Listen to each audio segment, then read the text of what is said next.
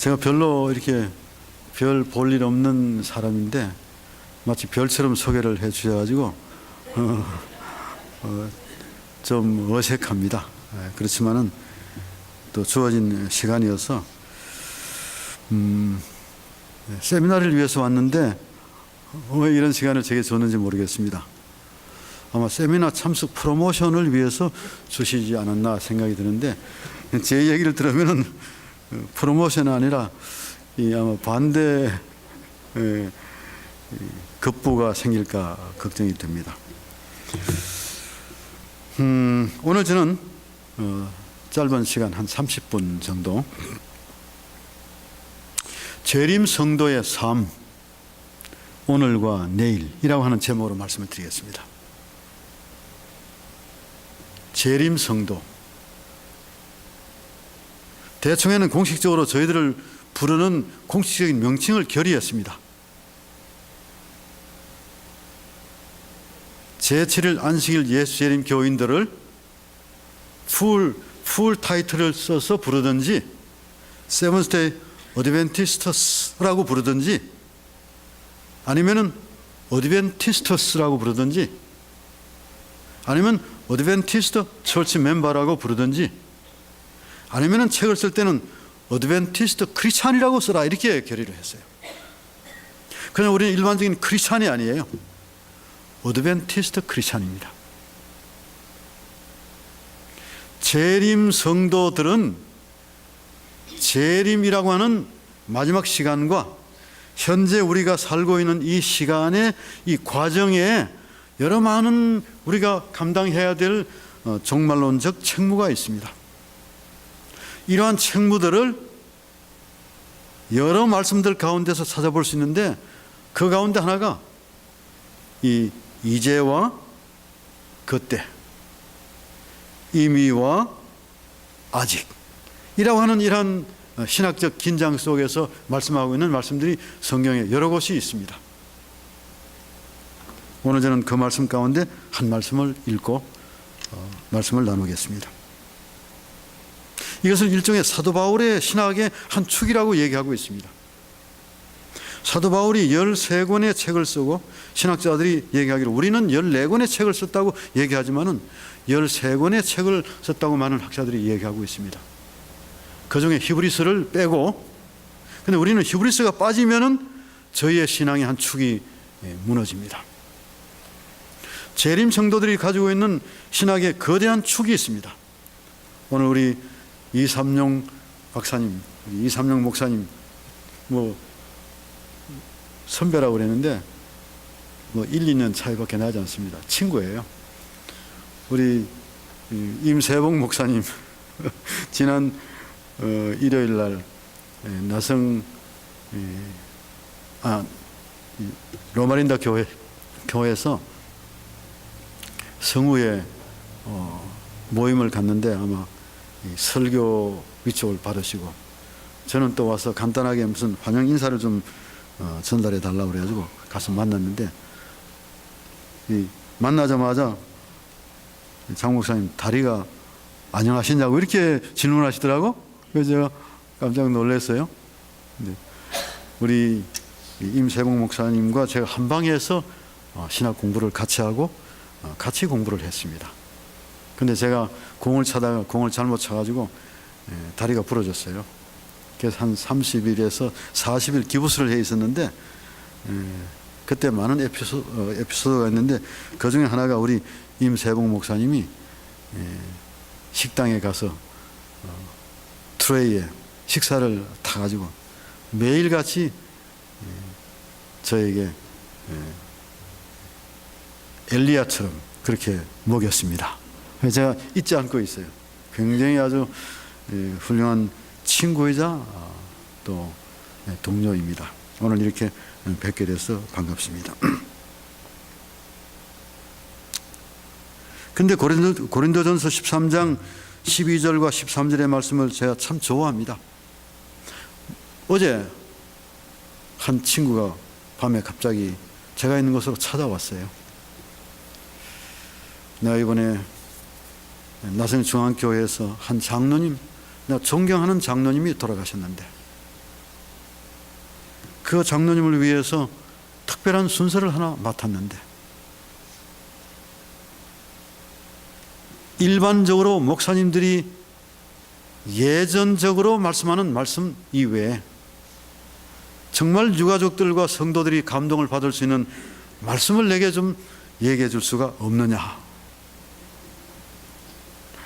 여러분,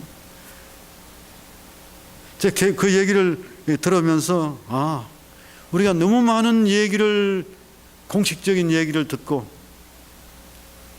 너무 많은 말씀들을 듣다 보니까 목회자와 이 예전을 집행하는 이 과정에 있어서 상당히 많은 분들이 진부하다.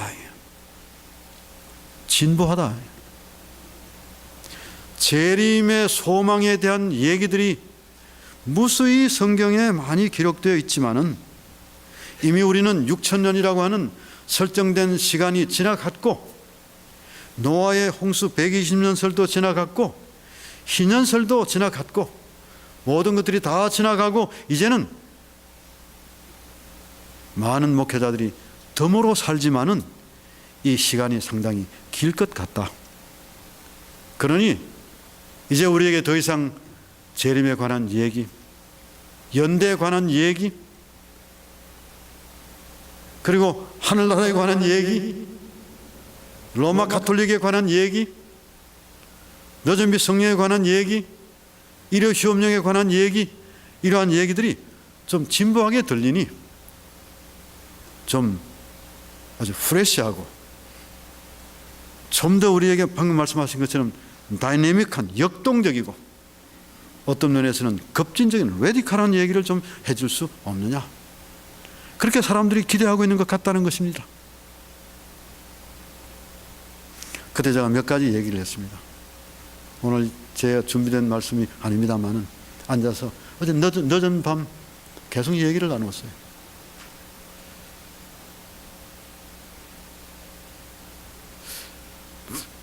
이 친구는 머리가 상당히 좋고 문학을 하고 음악도 하고 이런 친구이기 때문에 나한테 뭘 물으면은 무슨 대답이 주어져야 만족을 줄 수 있는지 저는 알지만은 제가 만족을 줄 만한 그런 친구가 못 되죠.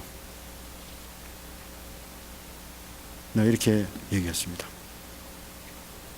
나는 내가 생각하기로는 창세기 2장 23절의 말씀이 음악을 하는 사람들이 반드시 알아야 될 최초의 오페라라고 나는 생각한다 그랬어요.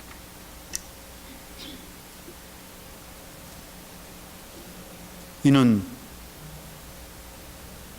살 중에 살이요 내 뼈 중에 뼈라.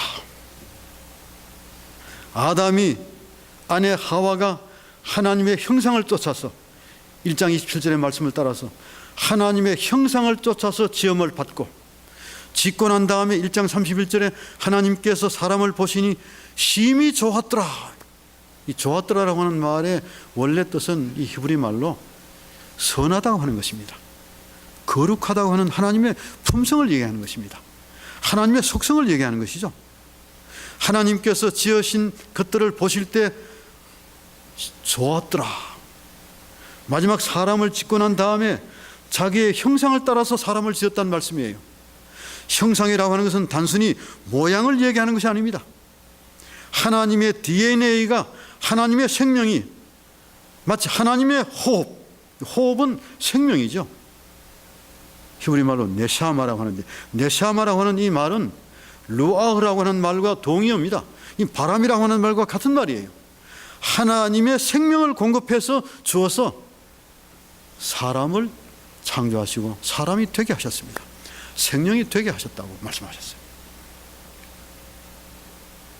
사람을 창조하신 하나님께서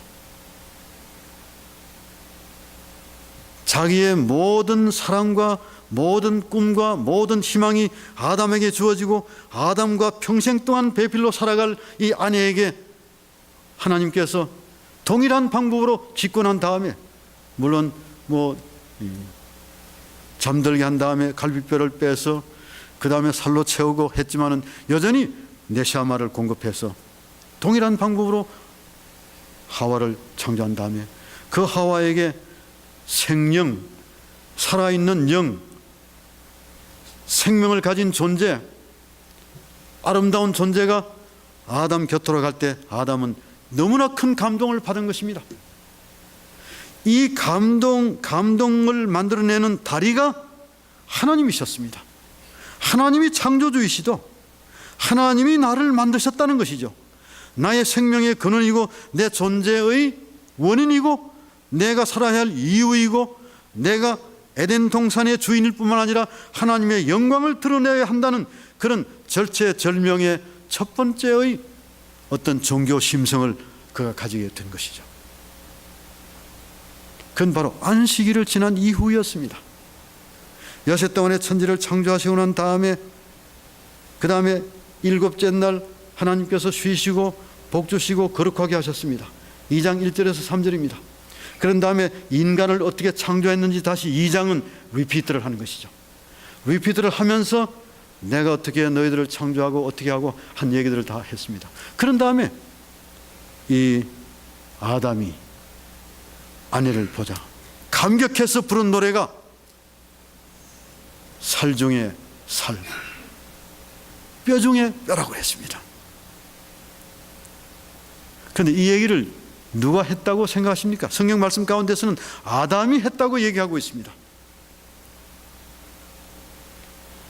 그런데 저는 조금 다르게 보는 것입니다. 그래서 내가 그 친구에게 뭐라고 얘기했는가 하면 나는 이것을 아담이 했다고 생각지 않는다. 내 성경 말씀을 문자적으로 기록된 것을 믿지 않는 것이 아니라 아담이 했을지라도 그 감동과 그 감격과 그것이 인간의 언어를 통해서 아담의 언어를 통해서 발생된 첫 오페라는 이건 하나님을 찬양하는 노래다는 거예요. 하나님께서 나에게 아내를 주셨다. 하나님께서 나에게 생명을 주셨다는 거예요. 나의 반리자를 주셨다.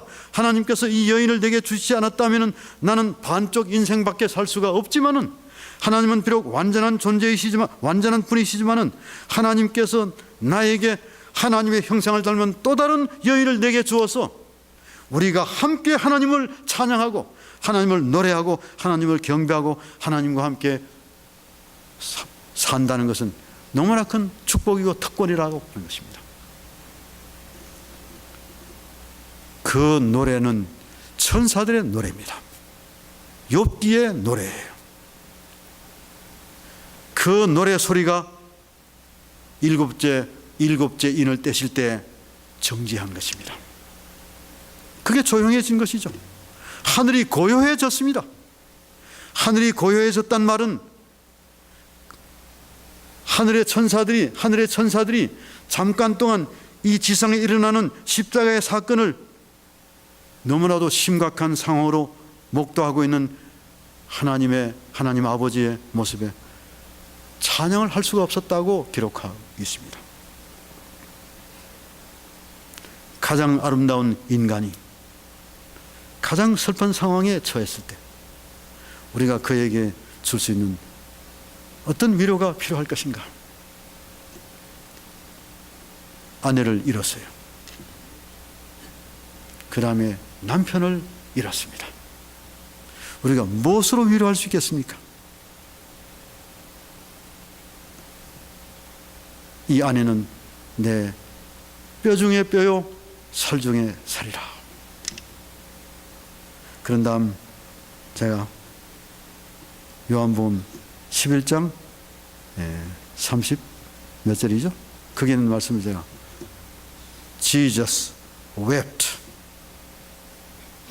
39절입니까? Jesus wept. 예수님이 우셨다. 이 사이에서 내가 한번 시를 만들어 봐라.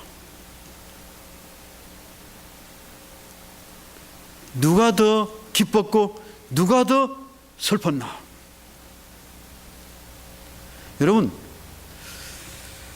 오늘 저는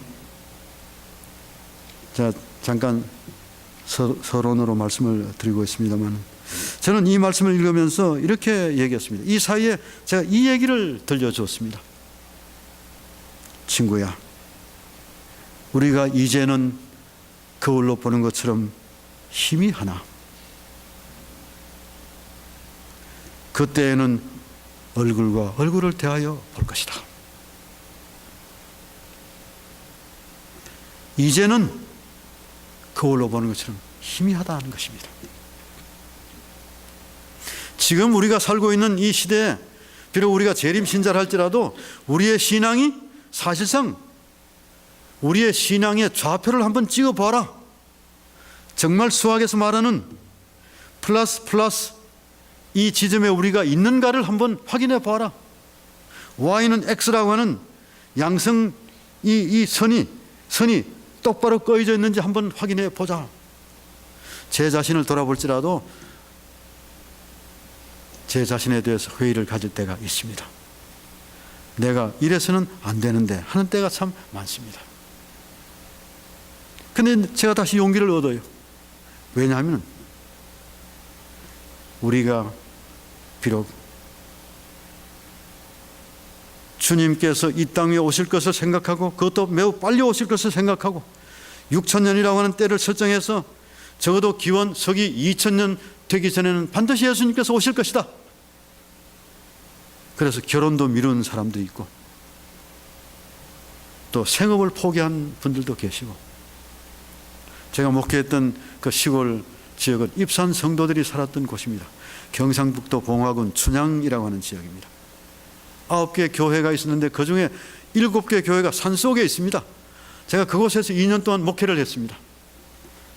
제가 입산 성도들의 생리, 그들의 삶의 정황을 많이 알고 있습니다. 그들이 가지고 있는 신앙적 애환이 무엇인지도 보았습니다. 그런데 예수님께서 드디어 오심으로 많은 분들이 그곳을 떠났습니다. 그 다음에 삼육대학 가까이에 와 계신 분들이 많습니다. 그러면 그들의 신앙이 잘못되었느냐? 많은 분들이 잘못되었다고 얘기해요. 저는 그렇게 생각지 않습니다. 그분들의 신앙에 잘못이 없습니다. 그 당시에 그러한 소망을 가진 것은 성경에서 예언의 신에서 말씀하고 있는 그 당시에 주어졌던 적절한 기별이었다고 생각이 드는 것입니다. 단지 하나 우리가 이해하지 못했던 것은 이러한 신앙의 상황 속에서 지금과 그때 그리고 이미와 아직도 사이에 긴장이 있는데 이 긴장 속에서 나는 이미 편에 더 기울어져 있었다고 하는 것입니다. 그건 잘못이 아닌 것입니다. 저는 오늘 이 말씀을 읽으면서 제 친구에게 그런 얘기를 했습니다. 제가 한국에 있지만은 매일같이 미국을 향해서 기도합니다. 제 살 중에 살이 있고 뼈 중에 뼈가 여기에 하나 있습니다. 근데 바로 지난 연말은 저에게 너무나 큰 충격적인 소식을 접하게 된 것입니다. 산 버나디노. 제가 그 얘기를 듣자 상관 숨이 좀 멎을 것 같은 그런 생각이 들었습니다.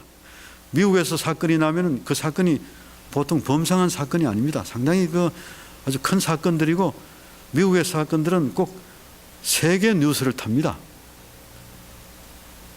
근데 산 버나디노, 로마린다와 얼마나 가깝습니까?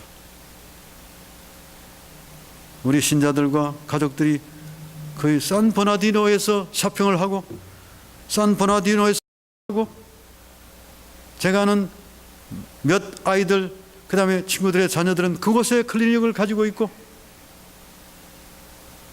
근데 그곳에서 IS라고 하니까 더 충격적이잖아요. IS와 관련된 그런 한 사람이 총을 들고 무슨 인랜드 무슨 오피스에 가서,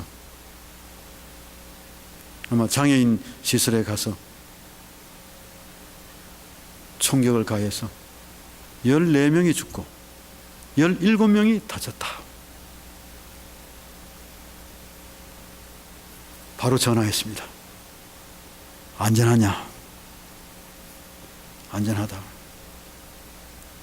그리고 제가 며칠 전에 여기 왔어요. 어느 장로님께서 식사를 좀 하자고 그래서 산 버나디노에 가서 식사를 했습니다. 그런 다음에 그 두 장로님과 함께 얘기를 나누다가 장로님 괜찮습니까? 뭘요?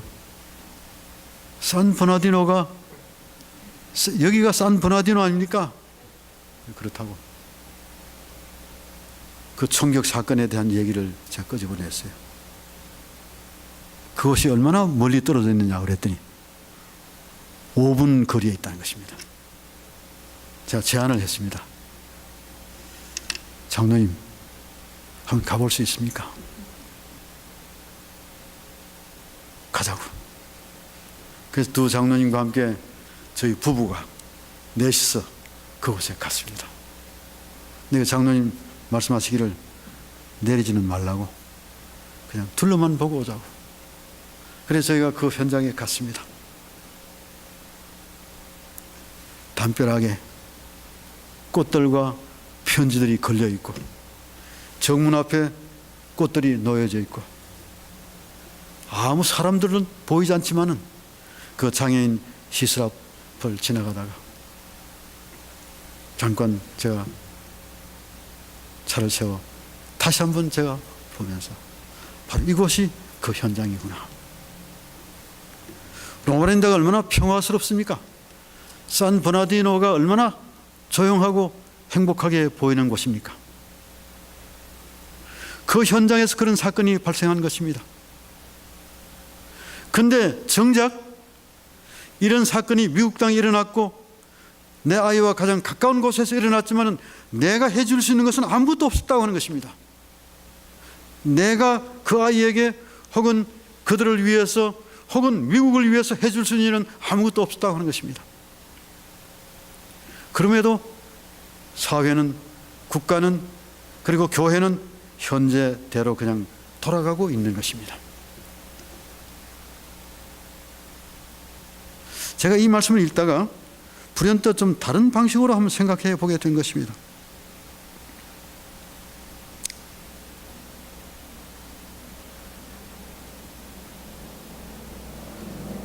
우리가 할 수 있는 일이 무엇이냐?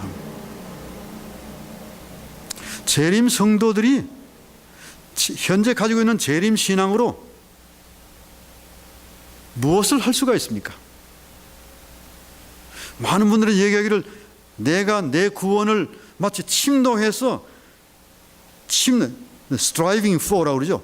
내가 이게 침노하고 빼앗는 노력을 통해서 내 구원을 얻을 수 있다.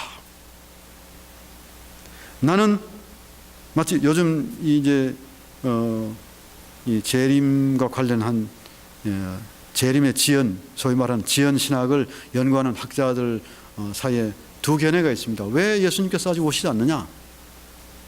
뭐 드글라스라든지 무슨 소위 말하는 제1세대의 앤드류스의 이 신학자들은 이 품성의 변화가 아직도 되지 않아서 예수님께서 오시지 않는다. 개인적인 준비가 되어서 되지 않아서 오지 않는다. 또 선교학자들은 아직도 마태복음 24장 14절에 말씀이 이루어지지 않았기 때문에 오시지 않는다. 예수님께서 오시지 않는 것은 전적으로 우리들 때문에 오시지 않는다 이렇게 생각하고 있어요.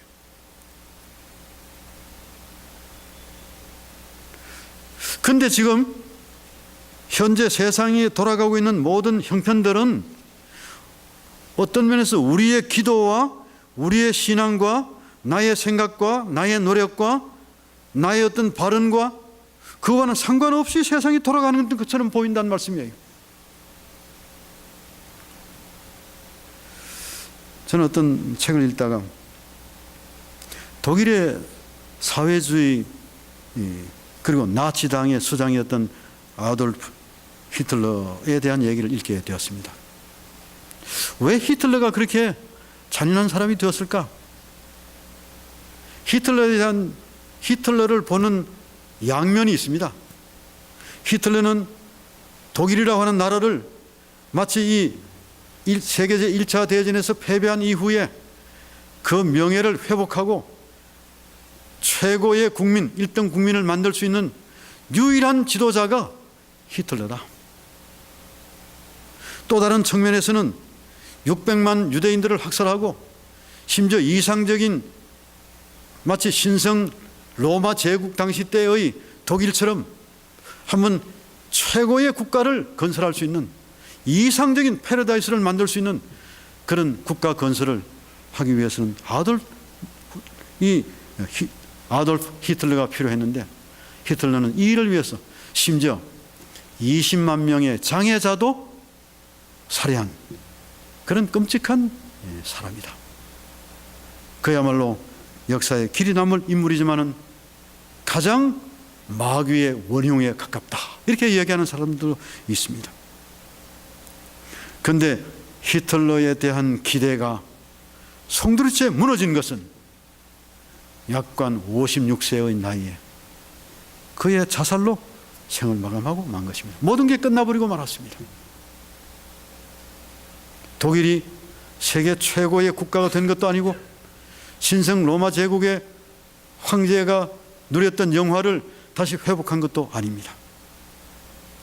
그냥 역사 속에서 묻혀서 함께 가고 있는 것이죠.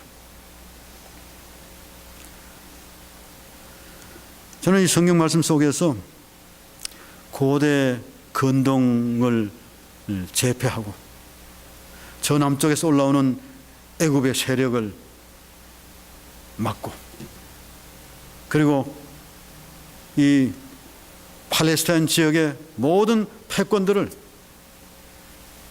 북방 이스라엘과 남방 유다 둘로 갈라지면서 북방 이스라엘이라고 하는 나라를 무너뜨리고, 그리고 남방 유다까지 멸망시킬 수 있는 그런 파죽지세로 역사에 등장했던 이 아수르 제국,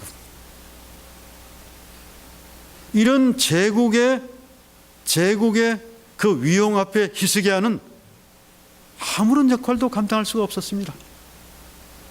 히스기야라고 하는 왕은 우리가 생각하기에는 굉장한 역할을 하고 선한 왕으로, 그리고 우상 숭배를 타파하고 성전을 재건하고 굉장한 일들을 한 그런 왕으로 알려져 있지만, 그 왕으로부터 시작해서 우시야, 요담, 아하스, 히스기야에게 이르기까지 많은 왕들이 있었지만은 그 왕들의 왕 가운데 한 왕으로 추앙을 받고 있지만은 히스기야가 아수르의 큰 그 정치적 군사력 앞에서는 아무 역할도 감당할 수가 없었습니다. 그래서 그가 할 수 있는 일은 무릎 꿇고 기도하는 일이었습니다. 성전을 찾는 것이었습니다. 우리가 볼 때는 굉장한 일을 할 수 있는 사람처럼 생각이 들었지만 겨우 할 수 있는 것은 내가 개인적으로 회개하고 하나님께 무릎 꿇고 기도하는 일이었습니다.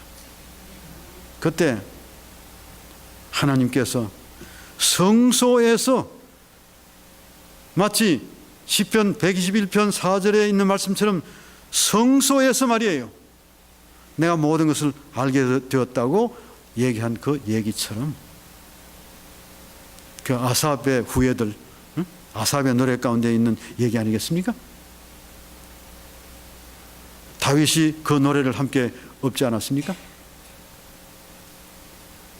근데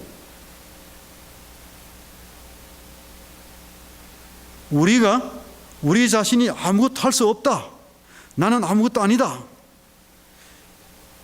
그래서 저는 성경을 읽으면서 종종 이렇게 좀 바꿔서 읽는 그런 나름대로의 어떤 방법을 좀 고안해서 제가 은혜를 내 개인적으로 좀 누리고 있어요.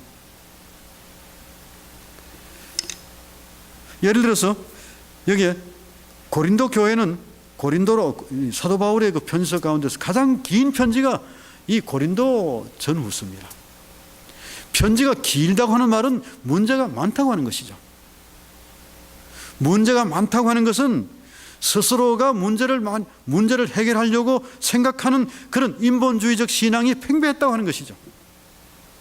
헬라의 영향, 로마의 지배, 여러 상황 속에서 문화화되고 그 다음에 우상 숭배화되고 아주 변질된 그런 사람들이 그리스도인이 되어서 교회를 구성했을 때는 그것은 그야말로 그 당시에 포스트 모던 교회란 말이에요.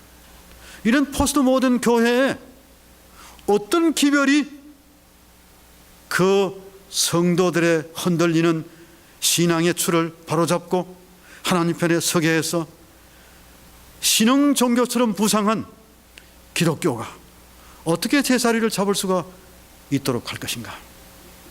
이것은 사도 바울의 숙제가 아니었습니다. 어떤 면에서 사도 바울을 통한 하나님의 숙제였죠.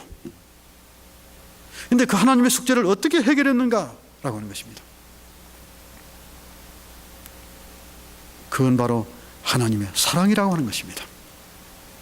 여기에 말씀 가운데 보면 뭐라고 했는가 하면 지금은 거울로 보는 것처럼 희미하나 그때는 얼굴과 얼굴을 대하여 볼 것이고 지금은 부분적으로 아나 그때는 온전히 안다고 그랬습니다. 그런데 도대체 왜 이런 문제들이 생기는가? 상당히 많은 신앙인들이 내가 있는 동안에 내 당시에 나를 중심으로 마치 작은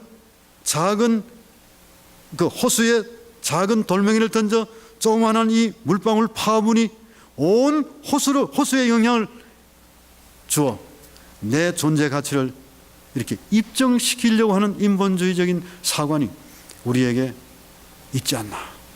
이게 고린도 교회의 특징이 아니겠나라고 하는 것이죠. 그런데 12장에 보면은 성령에 관한 얘기가 나옵니다. 사실은 우리가 지금 웃는 것도, 우리가 봉사하는 것도, 우리가 일어나서 결단을 하나님께로 얼굴을 돌리고 결단해서 일어서서 무엇인가를 하는 것도, 교회를 향해 가는 것도 내 의지로 가는 것이 아니다라고 하는 것을 거기에 얘기하고 있어요. 모든 것이 성령의 인도고 성령의 결과고 성령의 열매라고 하는 것이죠. 성령께서 함께 하지 아니하시면 아무것도 할 수 없다고 하는 것이죠. 종종 저는 기도하면서도 내 기도가 너무 미약하다, 좀 더 빡신 기도를 해달라고 누가 부탁을 해요. 장로교회 목사님들에게 신자들이 요구할 때, 목사님 이빠이 아주 채워서 기도해 주십시오. 기복 신앙 공동체에서는 눈으로 볼 수 있습니다. 목사의 기도가 아닐지라도 부자가 될 수 있고, 목사의 기도가 아닐지라도 건강할 수 있고, 목회자의 중보 기도가 아닐지라도 그들은 자기가 갈 길을 스스로 결정해서 갈 수가 있습니다.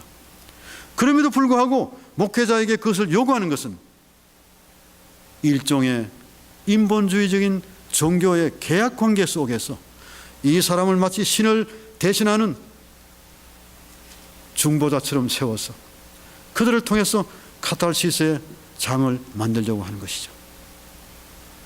그런데 제가 오늘 서론적으로 말씀을 드리려고 하는 것은, 오늘날 교회가 시각화되었습니다. 많이 시각화되었어요. 제가 조직신학을 공부할 때 처음 등장한 교회에 대한 얘기가 가견교회, 비지블 처치라고 하는 것입니다.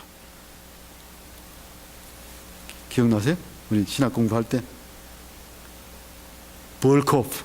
벌콥이라고 하는 칼빈 신학자가 쓴 시스테매틱 디알라지라고 하는 책이, 두꺼운 책이 있잖아요. 그걸 고영민 목사가 번역해서 그 몇 권으로 나왔지 않습니까? 저는 그런 걸 좋아해가지고 그 책을 제가 많이 읽었어요. 근데 무슨 교회론, 무슨 구원론, 무슨 론, 종말론 뭐 해가지고 나왔다고요. 우리가 그걸 공부했습니다. 근데 그게 교회는 두 종류의 교회가 있다. 하나는 가견교회라고 하는 눈에 보이는 교회가 있고, 하나는 불가견교회가 있다. 불가견교회는 사람을 중심으로 하나님의 은혜의 왕국을 얘기하는 것이고, 가견교회는 조직이라고 하는 오르가니제이션을 통해서 시스템화된 것입니다. 간판도 붙이고 제도도 만들고 그리고 프로그램도 만들고 목회자도 세우고 오르간을 놓고 순서를 만들고 그렇게 해서 교회라고 하는 공동체를 형성하는 것이죠. 그런데 성경에는 그런 형태의 교회를 그런 이름으로 제시하고 있지 않습니다. 그건 하나의 교회인 것입니다. 주는 그리스도시요 살아계신 하나님의 아들이십니다. 이 한 센텐스, 이 한 단어 속에 동일한 동의어들이 같은 비슷한 하나님의 이름들이 나열되어 있지만은 그건 한 분에 대한 얘기를 기록하고 있는 것입니다. 주는 그리스도시요, 주는 그리스도시요. 유대인들에게는 충격적인 얘기입니다. 당신은 그리스도 메시아, 당신은 메시아라고 하는 말씀입니다. 당신은 왕이라고 하는 것입니다. 그들이 기다리던 메시아는 전혀 다른 메시아예요. 가문도 다르고 태어날 장소도 다른 것입니다. 그들이 읽기는 미가 5장 2절을 읽지만은 그들은 그렇게 읽지 않습니다. 실로에 대한 얘기를 유대 교회에서는 그렇게 보지 않습니다. 실로는 예루살렘을 두고 하는 얘기죠. 메시아가 태어날 곳은 예루살렘이죠. 왜냐하면 예루살렘이 솔로몬을 통해서 다윗을 통해서 주어져서 왔던 신앙의 중심지였기 때문에 그렇습니다. 그런데 우리는 종종 이러한 가견적인 형태의 교회를 주는 그리스도시요라고 얘기할 때 그것을 듣고 있는 히브리파 그리스도인들, 유대파 그리스도인들, 심지어 헬라파 그리스도인들도 저 애굽의 알렉산드리아를 중심으로 했던 필로를 중심으로 해서 만들어진 그런 어떤 그리스도인들도 반감을 살 수밖에 없습니다. 주는 그리스도시요 왕이라는 말씀이죠. 살아계신 하나님의 아들입니다. 아들은 또 뭐예요? 요즘 회교도들이 이 무슬림들이죠. 제가 요즘 무슬림에 대한 책을 좀 많이 읽고 있습니다. 제가 한 10권을 읽을 작정을 하고 했는데 한 3권 정도 제가 읽었어요. 제가 무슬림에 대한 한국의 지금 우리나라 지금 기독교 상황이 무슬림에 대한 무지로 인해서 무방비 상태에 놓여 있어 많은 사람들이 질문을 받고 있습니다. 그래서 근데 제가 그 책 읽으면서 그럴 수 있겠다. 기독교회는 왜 기독교 예수를 큰 선지자로 받아들이고 믿고 있으면서도 왜 기독교인들을 죽이거나 박해하거나 하는 것이 공공연하게 글로 기록되어 사람들에게 전달되고 있는가? 그 이유는 하나입니다. 기독교인들은 다신교 종교인들입니다. 적어도 신이 많다고 하는 것입니다. 이것은 신명기 6장 4절의 말씀과 어긋난다고 하는 것이죠. 여호와 하나님은 오직 하나인 여호와십니다. 그런데 아버지 하나님, 아들 하나님, 무슨 성령 하나님, 그건 다신교죠. 다신교도들은 죽여야 하는 것입니다. 그런데 오늘날 이 기독교인들의 특별히 재림 성도들에게 있어서 우리의 신앙이 매우 단순한 것처럼 생각이 들어도 우리의 재림 신앙을 유지하기가 매우 난해하고 복잡하고 어떤 면에서는 상당히 아이러니한 그런 상황 속에서 우리가 재림 신앙을 유지하고 있다고 하는 것을 우리가 고백해야 합니다. 그러면서 제7일 안식일 예수 재림 교인들이 추구하고 있는 신학적 노선과 길이 사실상 쉽게 생각하는 것보다는 매우 다르다고 하는 것입니다. 그런 중에서 우리가 한 곳으로 가야 할 곳이 있는데 그것이 무엇인가 하면 우리가 한시적인 존재이고 유한한 존재이고 그림자 같은 그런 상황 속에 있지만은 우리가 믿고 있는 그 하나님은 한 분이신 여호와 하나님이 분명하시고 비록 삼위 하나님이 계신다 할지라도 그분의 속성은 동성, 동본, 동질이라고 하는 것이 확실하게 우리의 신앙을 통해서, 예배를 통해서 구현되어야 이 교회가 성경에서 말하고 있는 진리의 교인이다라고 하는 것을 이해할 수 있다고 하는 것입니다. 조금 어렵게 이해가 되는지 모르겠습니다. 저는 오늘 말씀을 마치면서 이렇게 생각을 합니다. 믿음, 소망, 사랑, 이 세 가지는 항상 있을 것인데 그 중에 제일은 사랑이라. 그게 무슨 말씀입니까? 누구에 대한 얘기를 하고 있습니까? 근데 우리는 생각하기를 믿음, 소망, 사랑, 이 세 가지는 항상 있다고 그랬습니다. 이건 존재론적 표현이에요. 이게 어떤 방법론적 표현이 아닙니다. 믿음도 하나님이 주신 것입니다. 믿음도 하나님의 이름 가운데 하나예요. 믿음도 하나님 자신이십니다. 그분은 믿으신 분이십니다. 그분은 소망 자체가 되시는 분이십니다. 다윗은 우리의 구원이, 우리의 소망이 그리스도에게, 우리 주에게 있다고 그랬습니다. 여호와께 우리의 소망이 있다고 그랬습니다. 그런데 믿음, 소망, 사랑, 이 세 가지는 항상 있을 것인데 그 중에 제일은 사랑이라. 근데 12장 마지막 절에 보면은 더 큰 은사를 주겠다고 그랬습니다. 예언의 은사도 있고 많은 은사들이 있는데 더 큰 은사를 주겠다고 그랬습니다. 이 큰 은사는 마치 광명, 이것을 베드로전서 1장 19절입니까? 이것을 샛별이라고 그랬습니다. 아주 광명한 샛별처럼, 마치 계명성처럼 떠오르는 하나의 거대한 별빛이 하나 탁 있는데 이건 사랑이라고 하는 것입니다.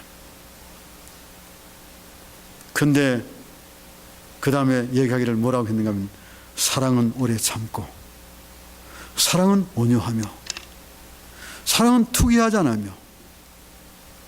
여러분, 사랑은 오래 참고. 그래서 한번 그 성경 말씀을 한번 읽어보시면, 원래 이 성경은 장절이 없습니다. 그런데 장절이 혼란을 줄 때가 있어요. 구약 성경이 기록된 한 2000년 후에 마소로 학자들이 등장해요. AD 500년경에서 한 1000년경에 마소로 학자, 소위 말하는 경건한 학자들입니다. 바리새인들이에요. 이런 학자들이 등장해서 성경에다가 장절을 집어넣었습니다. 그러니까 12장과 13장이 나눠져 있어요. 다른 장처럼 생각합니다. 그걸 한번 붙여서 읽어보십시오. 그런데 12장의 연속이에요. 그러므로 그것은 성령에 대한 얘기입니다. 하나님에 대한 얘기죠. 그런데 사랑에 대한 얘기를 읽고 난 다음에 이 사랑을 읽고 난 후에 우리는 끊임없이 노력해 왔습니다. 이런 사랑을 하겠다고 결혼식 때나 뭐 여러 고린도전서 13장을 사랑장이라고 그러고, 그 다음에 무슨 히브리서 11장을 믿음장이라고 그러고, 믿음장도 한번 읽어보십시오. 그게 우리를 두고 한 얘기가 아니에요. 그건 그리스도의 사랑이죠. 요한일서 4장을 한번 읽어보십시오. 사랑은 우리에게서 난 것이 아닙니다. 사랑은 전적으로 하나님께로부터 온 것입니다. 사랑의 결정이 무엇입니까? 사랑의 결정은 성소에 들어갈 때. 여러분, 성소라고 하는 것은 단순히 성소만 얘기하는 게 아니에요. 이 역사가 성막의 역사로 이어지지 않습니까? 성막에서 무슨 일이 일어났습니까? 얼마나 많은 양들과 소들이 죽었습니까? 그건 우리가 생각하기를 우리의 죄를 없이 하기 위해서 그렇게 한 표상적으로 한 일이라고 생각하고, 그리스도의 오심 강림을 예표하기 위해서 그렇게 했다고 얘기하지만 이건 학문적이에요. 그런데 그것을 종합적으로 얘기하면 10계명을 둘로 나누어서 설명할 때 빠지지 않는 것이 있지 않습니까? 그건 바로 사랑이죠. 십자가는 그리스도의 사랑입니다. 십자가는 그분의 오래 참으심입니다. 십자가는 그분에게 투기가 없습니다. 그분에게 교만이 없죠. 우리는 요한계시록 12장 7절로 있는 별들의 전쟁, 스타워스를 교만이 원인이었다고 얘기하죠. 그런데 좀 더 한번 그 구절들을 명상해 보면 장과 절이 없다고 하는 상황 속에서 한번 보세요. 요한계시록 12장과 요한계시록 13장과 요한계시록 14장을 장절을 빼버리고 한번 그냥 읽어보십시오. 틀림없이 어디로 인도하시냐 아십니까? 이는 내 뼈 중에 뼈요 살 중에 살이라고 얘기했던 그 말씀의 반복입니다. 하늘과 땅과 바다와 물들의 근원을 만드신 이를 경배하라. 하나님을 경배하라고 얘기하고 있습니다. 왜 우리가 그분을 경배해야 되는가? 우리에게 경배 동기를 불어넣는 것이 무엇인가라고 하는 것이죠. 그거는 하나밖에 없습니다. 그건 그분의 사랑이라고 하는 것입니다. 그분은 진정으로 우리를 사랑하셨습니다. 지금은 거울로 보는 것처럼 희미한데 저는 이 희미하다고 하는 것을 하나님의 사랑에 대한 우리의 신앙 관점과 우리의 신뢰 정도가 그분의 사랑이 얼마나 위대하고 놀랍고 완전한지를 충분히 fully understand 하지 못하기 때문에 희미하게 보이는 것입니다. 저는 그렇게 생각해요. 상당히 희미해요.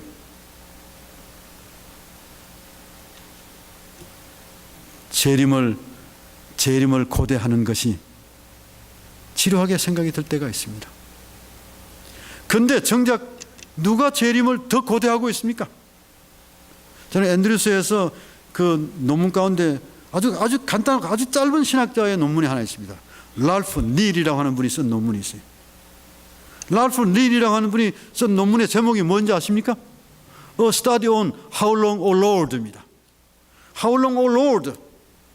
요한계시록 6장 9절과 10절에 있는 말씀입니다. 닷새인을 떼실 때 제단 아래에 있는 영혼이 우리의 피를 신원하여 주시지 아니하시기를 어느 때까지 하겠습니까? 그때 뭐라고 했습니까? 우리는 그것을 어떻게 해석해 왔습니까? 우리 중심적으로 해석하죠. 우리가 할 수 있다고 생각하는 것입니다. 나는 무엇인가를 할 수 있다고 생각하기 때문에 나는 순교자가 될 수 있다고 생각하는 것이죠. 순교자의 그 피가 너와 똑같이 너희들처럼 그리스도를 위해서 순교당하는 자의 수가 차기까지 좀 더 기다리라고 하는 것입니다. 그 기다림은 누구의 기다림입니까? 제단 아래에 있는 이언론 학자들이 얘기하는 것처럼, 영혼 불멸설을 믿는 사람들이 얘기하는 것처럼 죽은 자의 영혼들입니까?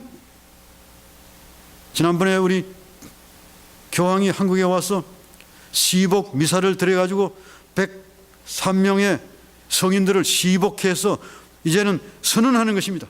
이제는 당신이야말로 하늘에 들어가셔서 영화를 누리라고 하는 그런 시복자들이 얘기하는 것처럼 제단 아래에 있는 영혼들이 시복을 받아서 하늘에 올라가서 될 사람들로 그렇게 생각하고 있습니까?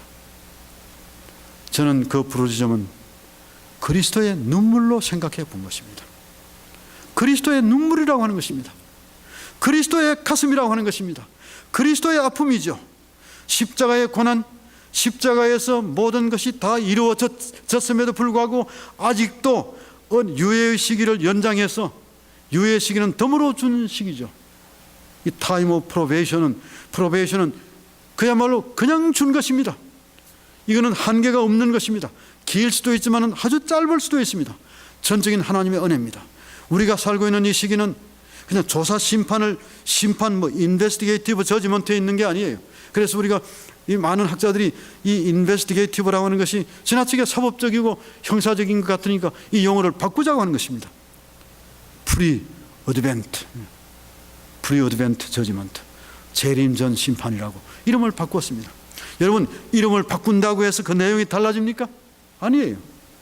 그런데 그것을 조금 더 들어가 보면은 십자가의 프리즘을 통해서 이 심판과 기다림을 보시면은, 기다림은 사랑 이외에는 답이 없다고 하는 것입니다. 사랑 이외에는 무슨 답이 있습니까?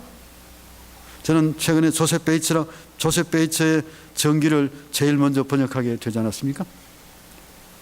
제가 오랫동안 있었던 선교사회문제연구소에서 우리 로마린다에 있는 아주 열악한 한 장로님이 종잣돈을 저희 연구소에 주셨습니다.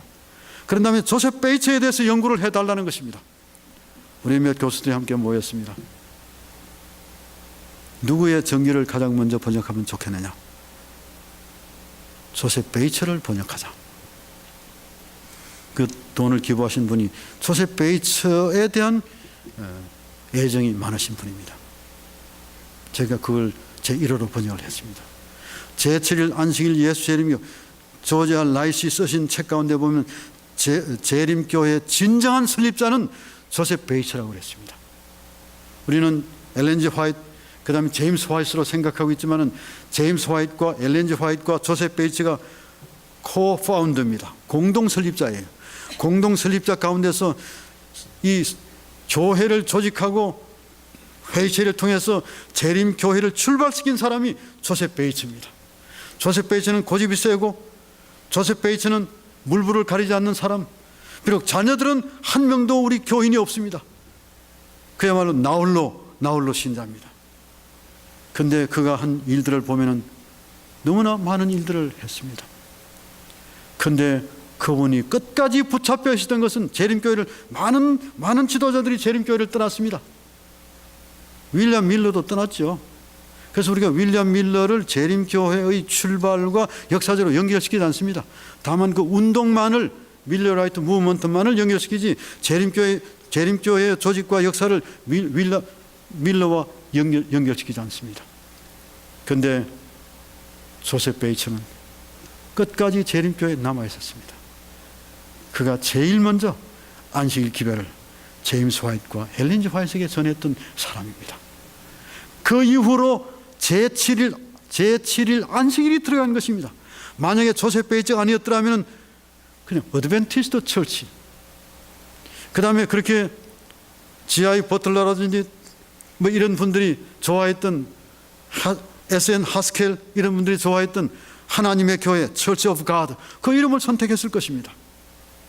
그런데 제7일 안식일 예수 재림 교회라고 하는 이름이 우리에게 주어진 가장 중요한 이유는 제7일이 안식일일 뿐만 아니라 이 안식일이 하나님께서 얼마나 우리를 사랑하시는가, 안식일이 얼마나 위대한, 안식일이라고 하는 그 날이 얼마나 위대하고 존귀한 날인가라고 하는 것은 그분이 얼마나 위대하고 존귀한 분이신가라고 하는 것입니다. 그분에 대한 경배가 우리의 선택이 아니라 우리의 의무라고 하는 사실을 성경의 말씀을 통해서 볼 수가 있습니다.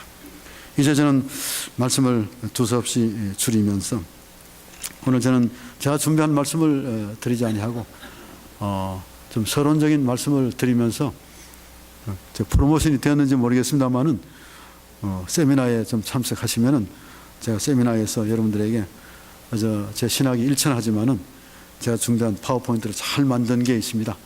그대로 해서 제가 문서를 제시하면서 말씀을 좀 드리려고 생각을 합니다. 오늘 제가 말씀을 드리는 것은 지금은 그분의 사랑을 이해하는 것이 혹 좀 결핍되어 있다 할지라도 그때가 되면은 반드시 그분께서 우리에게 주실 마지막 메시지가 있습니다. 그리고 그분을 만나야 하는 것입니다. 지금 현재 우리가 이렇게 신앙생활을 하시다가 중간에 그만두시면은 정말 미완성이고 너무나 안타까운 것입니다. 너무나 많은 손실을 물질적으로, 시간적으로 낭비했습니다. 우리가 그분을 만나야 할 이유가 있는 것입니다. 그 이유를 이 성소와 예배를 통해서 찾지 아니하면은 다른 곳에서 발견할 수가 없습니다. 정말입니다. 교회는 예배 공동체입니다. 모든 기독교가 공통적으로 가지고 있는 하나의 신학적 기준이 있습니다. 교회가 뭐냐? 예수 그리스도를 개인의 구주로 받아들인 사람들의 예배 공동체다라고 하는 것입니다. 월십 커뮤니티다라고 하는 것이죠. 제7일 안식일 예수 재림 교회가 거대한 신학을 가지고 있는 것 같지만은 이 신학을 싸고 있는 하나의 신학적 프레임이 있습니다. 이 프레임을 우리는 대쟁투 프레임이라고 말합니다. 그럼 대쟁투 프레임의 대쟁투의 핵심이 뭐냐? 그것은 바로 예배라고 하는 것이죠. 그래서 이것을 The Great Controversy of the Worship이라고 이렇게 얘기를 하는 것입니다. 우리는 무엇을 위해서 목숨을 버릴 수가 있겠습니까? 교리를 위해서요? 조직된 가견 교회를 위해서? 아니죠. 그분을 경배하는 것, 경배하는 특권과 축복을 빼앗는 것에 대해서는 생명도 불사할 수 있는 그런 신앙이 될 때라야 그제서야 어드벤티스트 크리스천이라고 하는 이 이름이 걸맞는, 우리에게 걸맞는 시간을 투자하고 에너지와 젊음을 투자할 만한 가치가 있었던 그런 명분이 아니겠는가, 이렇게 생각을 드리는 것입니다. 오늘 우리는 이제 지금 살고 있습니다. 불확실한 시기에 살고 있습니다. 거울로 보는 것처럼 희미한 그런 시기에 살고 있습니다. 그러나 그때는 그리스도의 재림의 때만은 아닙니다. 그리스도의 재림의 때만, 성령께서 우리를 강하게 붙들어서 십자가로 인도하여 격변의 과정을 거쳐서 회심을 하게 될 때, 엘렌 G. 화이트는 오묘 가운데 속한 일이라고 그랬습니다. 사람이 회심은 오묘로운 일이라고 그랬습니다. 삼위 하나님이 계신 것은 오묘로운 일이라고 그랬습니다. 요한복음 3장을 얘기하시면서 성령의 역사는 오묘로운 일이라고 그랬습니다. 이 모든 오묘로운 일을 어디서 경험할 수 있는가, 어디서 볼 수 있는가? 기독교는 그래서 성례전의 종교라고 말하는 것입니다. 그래서 성만찬이 우리에게 필요한 것이죠. 그래서 눈으로 그것을 보게 하고, 손으로 만지게 하고, 그것을 먹게 하고, 무릎을 꿇게 하고, 기도를 하게 하고, 두렵과 떨림으로 십자가 앞에 서도록 만드는 것입니다.